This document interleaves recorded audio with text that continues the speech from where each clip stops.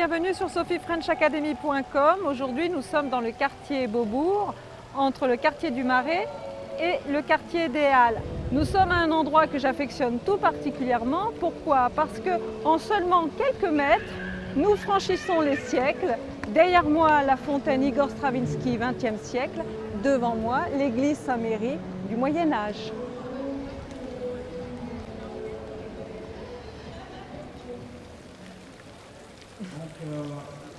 Cette fontaine a été créée en 1983 par Jean Tinguely et Niket Saint-Phal et elle rend hommage à l'œuvre du grand compositeur russe Igor Stravinsky. Certaines sculptures d'ailleurs font référence au titre de certaines de ses œuvres, par exemple ici l'oiseau de feu.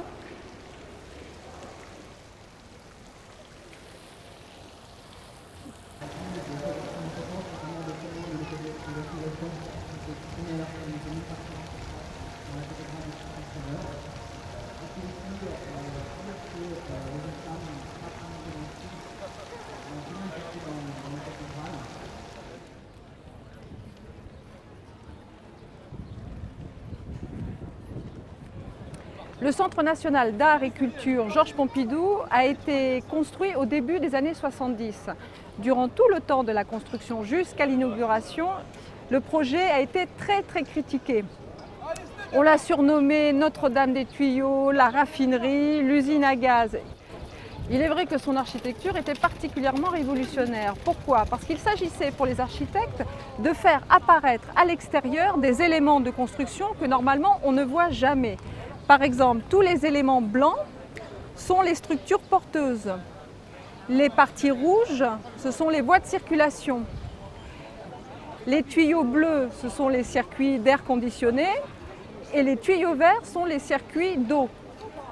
Donc l'idée était vraiment de transporter à l'extérieur des éléments qui normalement sont cachés à l'intérieur. Pourquoi? Parce qu'il s'agissait de créer comme un espace de transition entre l'extérieur et l'intérieur. En voyant à l'extérieur les structures du musée, j'ai l'impression d'être encore à l'intérieur du musée. Et quand je suis à l'intérieur du musée, grâce aux parois vitrées, j'ai l'impression d'être encore à l'extérieur. L'objectif des architectes était ainsi de faciliter l'accès à la culture, à la connaissance. Non pas l'accès physique, mais l'accès psychologique. C'est-à-dire que ce musée a une structure plus ouverte, plus ludique et incite ainsi les gens à y entrer plus facilement.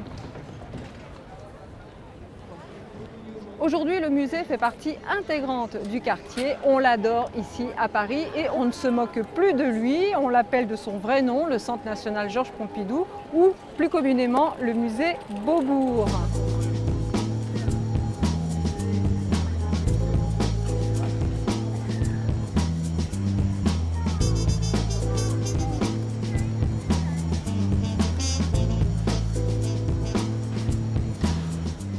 La mission du Centre national Georges Pompidou est de faire connaître l'ensemble des créations du XXe et XXIe siècle. Il abrite une collection de plus de 60 000 pièces et c'est aujourd'hui la plus grande collection d'art moderne européenne. Au rez-de-chaussée, on peut avoir accès à des salles de cinéma, à des salles de spectacle, des ateliers pour enfants. Le musée abrite aussi une très grande bibliothèque publique de lecture avec 2000 places. C'est un lieu qui propose un accès libre aux différents aspects de la vie culturelle contemporaine.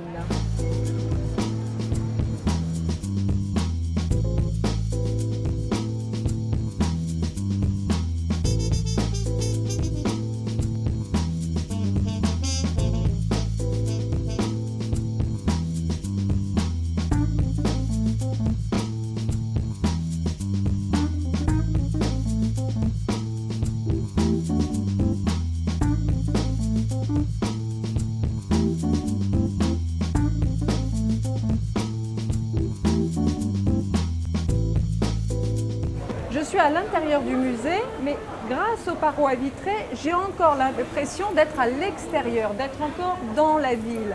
C'est justement la caractéristique de Beaubourg, en permanence faire jouer les espaces intérieur, extérieur, extérieur, intérieur. Il y a une sorte de va-et-vient permanent entre les deux éléments.